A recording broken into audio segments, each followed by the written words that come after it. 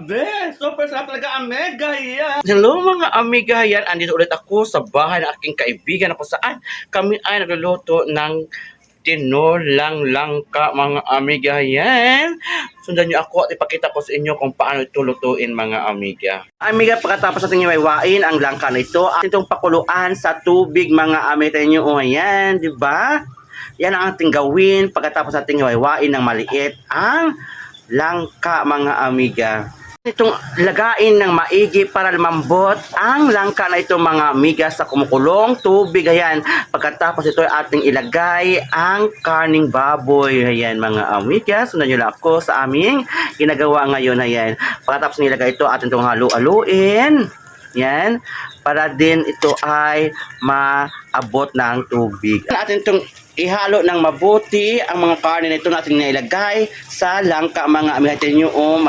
Ayan mga amiga, malapit ng lumambot ang ating iniwang mga langka na ito na kung saan ito pinapakuluan natin sa tubig. Kasama dito ang ating ilagay na karne mga amiga. Ayan. Pagkatapos ito ating ilagay ang munggo. Ayan, atin itong ihalo mga amiga. O, diba? Ayan mga amiga, pagkatapos itong ihalo ang nilagang munggo, atin itong haluin ng mabuti. Ayan. Para maging pantay ang pagkaluto nito mga amiga. O, di ba mga amiga nyo, ang sarap lang kainin pero hindi patuluto mga amiga. Mga amiga, atin pa rin pakuluan ng ilang minuto ang ating luluto. Ayan, pagkatapos nito ng ilang minuto na pagpakulo, atin namang isunod ang mga ingredients mga amiga. O, una ay ang kamatis, mga amiga. Pagkatapos nito, atin isunod ang mga sibuyas, ahos, at iba pa mga amiga. Ayan. Pagkatapos atin itong haluin para maging masarap ang ating niluluto mga amiga. Tingnan nyo, oh, wow, di ba? Oh, ayan. Nakatakam na mga amiga. Atin pa ito ulit pakuluan ng ilang minuto ang pagluluto ng langka na may lamang karne ng baboy mga amiga. Alam niyo mga amiga, ang mga pagkain na ganito ay malaking tulong sa ating sarili dahil ito ay maraming mga benepisyo na binibigay sa ating buhay mga amiga. Ayan. Pagkatapos nito amiga, ating ilagyan ng tanglad. Ayan, o, diba? Para maging mas masarap palalo ang ating luto. Ayan. Ito tawag nating sa English na lemongrass mga amiga. Ayan. O, saan na yun? Ito, o, yan. O, diba? Para maging mabango ang ating luto pag mayroon itong lemongrass mga amiga. Nakatakam talaga mga amiga ang itong klaseng luto ang langka. Amiga, pagkatapos natin nilagyan ng lemongrass, naramdaman natin ang bango ng pagkain na ito mga amiga nyo. O, diba? Ayan na, o. Pagkatapos ito, atin itong pakuluan ulit ng ilang minuto din para magiging malambot talaga ang ating niluto. Ayan. Tapos nito mga amiga, atin takpan muna ng ilang minuto para mas maganda ang pagkaluto ng ating niluluto na pagkain mga amiga. Ayan mga amiga, ating buksan ulit at lagyan natin ng asin. Ayan. O, diba? Para maging masarap ang lasa nito mga amiga. Atin itong haluin. O, diba? Pagkatapos yung takpan at buksan natin ulit, dahil naman tayong ilalagay ang cubes, pork cubes na itong mga amiga para mas lalong sumarap ang ating niluluto. Haluin para matunaw sa ating niluluto. Ayan.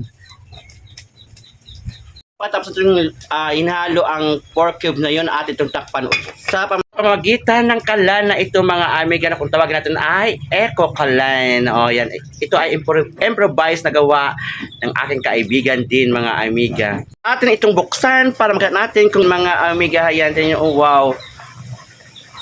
Diba, kita nyo ang sarap talaga ng luto namin ngayong araw na ito, ang tinolang langka na may lamang baboy o karne ng baboy mga amiga. Ayan, o, diba?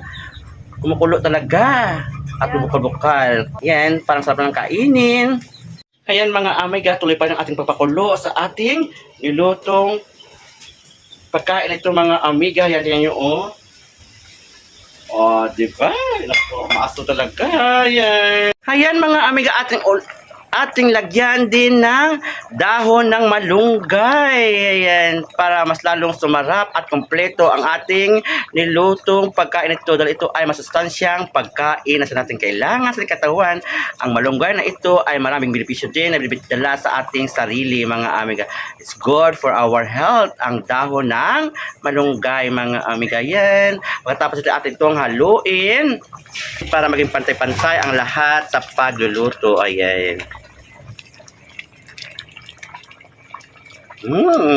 Naamoy ko talaga ang lemongrass at iba pang mga ingredients dito mga amiga. Ayan. Pagkatapos ito mga amiga ating ilagyan ng gata ng niyog mga amiga. Yan o, diba? Wow! Ayan. Oh, at atin itong haluin ulit at pakuluan ng ilang minuto mga amiga. Ayan. Pagkatapos nito ating takpan muna.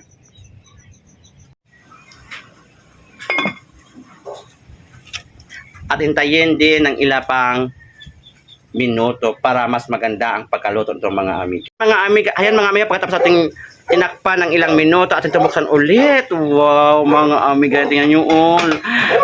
Okay na at ready nang kainin mga amiga ng tungtong na ito. Ayan, atin itong tikman kung anong sarap nito mga amiga. Itong pagkain nito ay ready to serve na mga amiga. Atin itong tikman kung ano ito kasarap. Ayan mga amiga, atin tikman ang ating niluto kung ito ay masarap talaga mga amiga. Yan, kumuha tayo ng konti.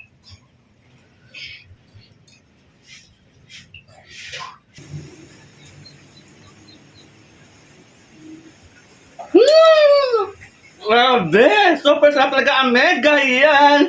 Naku mga amiga, ma-feel mo talaga ang amoy ng mga ingredients dito. At ang sarap talaga ng lasa ng aming lutong langka mga amiga na mayroong gata at mayroong laman ng karne ng baboy mga amiga. Yan! Alam niyo mga amiga, itong pagkain ito ay gandang nating iserve o ating naging handa sa ating pagkainan. Sa ngayon ako'y also pasalamat sa inyo sa pagsubaybay ng aking mga videos na lagi kong ina-upload. Sana mayroon kayong nakuhang idea o nakapulutang aral sa aking pinakitang video. Please share, likes, and comments. And tingnan ito ng buo ang aking video. Bye-bye! See you again. Love you all!